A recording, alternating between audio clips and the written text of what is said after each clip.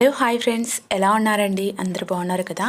పౌడర్ని మన ఫేస్కే కదండి ఇలా దివాన్ల పైన వేసి చూడండి అన్నాను కదండి. దీంతో పాటు మరికొన్ని టిప్స్ అయితే మీతో షేర్ చేసుకున్నాను. వీడియో లాస్ట్ వరకు చూసేయండి. అలాగే ఈ టిప్స్లో ఏ టిప్ నచ్చినా కానీ ఒక చిన్న లైక్ ఇవ్వడం అయితే అసలు మర్చిపోవద్దు. ఇప్పుడు టిప్ నెంబర్ 1 చూసేద్దాం. లైటర్స్ని డైలీ యూజ్ చేయడం వల్ల కిచెన్లో తడి తగిలినా కానీ తుప్పు పట్టడం, అలాగే మన ఆయిల్ చేతిలో అలాగే పట్టేసుకున్నామంటే ఆయిల్ లాగా జిడ్డుగా ఉంటుంది కదా, ఆ మరకలు అలాగే ఉండిపోతాయి. అలానే యూజ్ చేసుకున్నామంటే మన చేతిలో కూడా జిడ్డు అవుతూ ఉంటుంది. అలా కాకుండా ఉండాలంటే వీక్లీ 1 టైం అయినా కానీ ఇలా ఒకసారి మీరు క్లీన్ చేసి చూడండి. చాలా అంటే చాలా మన కొత్తవి ఎలా ఉంటాయో ఆ విధంగానే మెరిసిపోతాయండి. నిమ్మరసాన్ని యూజ్ చేసిన తర్వాత నిమ్మ తొక్కల్ని పడేస్తూ ఉంటాం కదా, అలాంటి టైంలో ఇలా కొంచెం కోల్గేట్ పేస్ట్ను ఆ నిమ్మ చెక్కకి అప్లై చేసేసి ఇలా మనం ఒక్కసారి ప్రెస్ చేసి రుద్దేశామంటే ఈ నిమ్మ చెక్కతో ఈజీగా క్లీన్ అయిపోతుందండి. ఎటువంటి స్క్రబ్బర్ కూడా యూజ్ చేయడం అసలు అవసరం లేదు. ఎక్కువ వాటర్ పెట్టేసి క్లీన్ చేయడం కూడా అసలు అవసరం లేదండి. ఇలా ఒక్కసారి మనం అప్లై చేసేసిన తర్వాత పేస్ట్తో తడి క్లాత్ తీసేసుకొని ఇలా ఒకసారి తుడిచేసుకుంటే చాలండి. చాలా నీట్గా క్లీన్ అవుతుంది. మన కిచెన్లో పెట్టుకున్నా కానీ చూడడానికి నీట్గా ఉంటుంది. అలాగే జిడ్డు మరకలు అనేది అసలు ఉండవండి. ఇలా వీక్లీ 1 టైం అని చేసుకున్నామంటే మనకి లైటర్స్ అనేది కొత్తవి ఎలా ఉంటాయో ఆ విధంగానే ఉంటాయండి. ఒకసారి ట్రై చేసి రండి, మీకే అర్థమవుతుంది.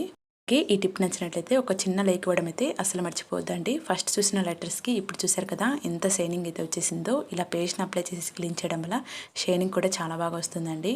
ఇప్పుడు నెక్స్ట్ టిప్ చూసేద్దాం. ఈ టిప్ అయితే చాలా బాగా పనిచేస్తుందండి. ఎప్పుడైనా మనం గ్యాస్ మీద పెట్టేసి రైసెస్ మర్చిపోతూ ఉంటాం కదా, అప్పుడప్పుడు మాడిపోయే ఛాన్సెస్ ఉంటుంది.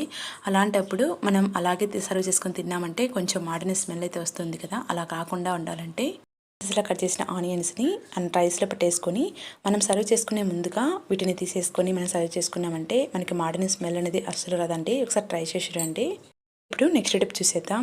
మనం ఎగ్స్ని మార్కెట్ నుంచి తెచ్చుకున్న తర్వాత సమ్మర్లో అయితే తొందరగా పాడయ్యే ఛాన్స్ ఉంటుందండి. మనం ఫ్రిడ్జ్లో పెట్టుకున్నా కానీ అప్పుడప్పుడు పాడవుతూ ఉంటాయి కదా, అలా పాడవకుండా ఉండాలంటే ఇలా వంట నూనె కొంచెం తీసుకొని ఇలా 2 సైడ్స్ మనం ఆయిల్ని అప్లై చేసేసుకొని మనం తెచ్చుకున్న ట్రేలో ఏ విధంగా వాళ్ళు పెట్టిస్తారో ఆ విధంగా మనం ఫ్రిడ్జ్లో స్టోర్ చేసుకున్నామంటే బాక్స్లో కూడా మనకి ఎన్ని రోజులైనా ఫ్రెష్గా ఉంటాయండి. ఇప్పుడు నెక్స్ట్ టిప్ చూసేద్దాం. ఎగ్స్ని బాయిల్ చేసేటప్పుడు మన ఫ్రిడ్జ్లోంచి తీసిన వెంటనే మనం బాయిల్ చేయకూడదండి. మనం తీసేసి ఒక 1 మినిట్ అయినా కానీ బయట పెట్టేసుకుని ఆ తర్వాత ఇందులోని కొంచెం ఆయిల్ అలాగే సాల్ట్ వేసేసి బాయిల్ చేసుకున్నామంటే మనకి ఎగ్స్ అనేది అస్సలు క్రాక్స్ రాకుండా పర్ఫెక్ట్గా కుక్ అవుతాయి. ఇందులోనికి వంట నూనె అలాగే సాల్ట్ యాడ్ చేసేసి కుక్ చేసుకోవడం వల్ల మనకి ఎగ్స్ అనేది నీచు స్మెల్ రాకుండా పిల్లలకి లంచ్ బాక్స్లో పెట్టినా కానీ చాలా ఫ్రెష్గా ఉంటుందండి. ఒకసారి ట్రై చేసి రండి, మీకు అర్థమవుతుంది. ఇప్పుడు నెక్స్ట్ స్టెప్ చూసేద్దాం. ఈ టిప్ అయితే చాలా బాగా వర్కౌట్ అవుతుందండి. మనం బనానాస్ తెచ్చుకున్న తర్వాత 1 డే కంప్లీట్ అయిందంటే అవి కొంచెం ఎక్కువగా మాగిపోయి దాని దగ్గరికి కొంచెం నసిపురుగులాగా వచ్చేస్తూ ఉంటాయి కదా, ఆ చిన్న చిన్న పురుగులు రాకుండా ఉండాలంటే ఇలా ఇంట్లో వెనిగర్ ఉన్నట్లయితే ఆ వెనిగర్ని ఒక టిష్యూ పేపర్ పైన వేసేసుకోవాలి. ఈ టిష్యూ పేపర్ పైన వేసేసుకొని మనం ఆ టిష్యూ పేపర్ని ఇలా కాడల్లాగా ఉన్నాయి కదా బనానాస్కి, ఈ కాడల పైన పెట్టేసుకున్నామంటే మనకి ఆ పురుగులు రాకుండా అలాగే ఎన్ని రోజులున్నా ఫ్రెష్గా ఉంటాయండి బనానాస్ అయితే. అలాగే మీరు బనానాస్ను ఎక్కడ స్టోర్ చేసుకున్నా కానీ ఈ బ్యాక్ సైడ్ తిప్పి అస్సలు పెట్టద్దండి. మీరు ఇలా పెట్టేశారంటే తొందరగా ఒక్కొక్కదానికి ఒకటి కుళ్ళిపోయే ఛాన్స్ ఉంటుంది, ఎయిర్ తగలకుండా. అలా కాకుండా ఇలా బాక్స్లో మనం ఇలా రివర్స్లో పెట్టేసుకున్నామంటే మనకి ఫ్రెష్గా ఉంటాయి. అలాగే 2-3 డేస్ కూడా అలానే ఉంటాయండి. సో యూజ్ అని కూడా తప్పకుండా ట్రై చేసి రండి. ఇప్పుడు నెక్స్ట్ స్టెప్ చూసేద్దాం.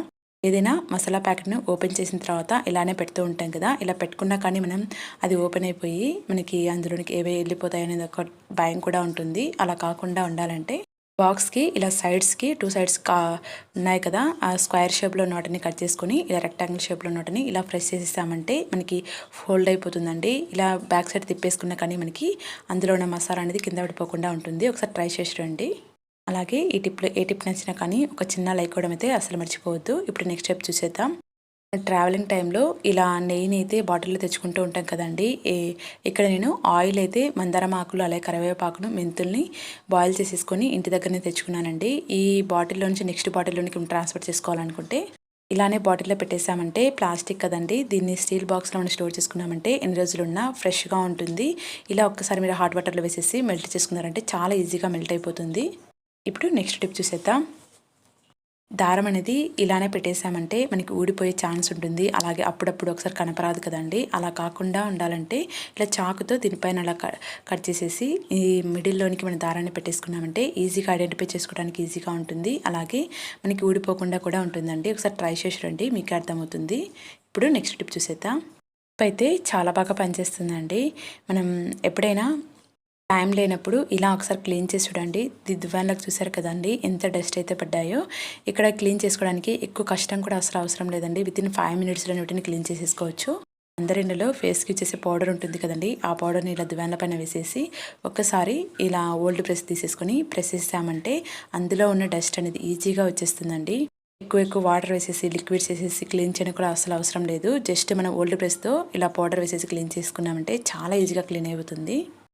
ఈ టిప్తో ఎన్ని దివాన్లైనా కానీ ఈజీగా క్లీన్ చేసేసుకోవచ్చు. పిల్లలకి ఇచ్చినా కానీ ఈజీగా క్లీన్ చేసేస్తారు. చూస్తున్నారు కదా అందులో ఉన్న డస్ట్ అనేది ఈజీగా ఎంత పర్ఫెక్ట్గా రిమూవ్ అయిపోతుందో.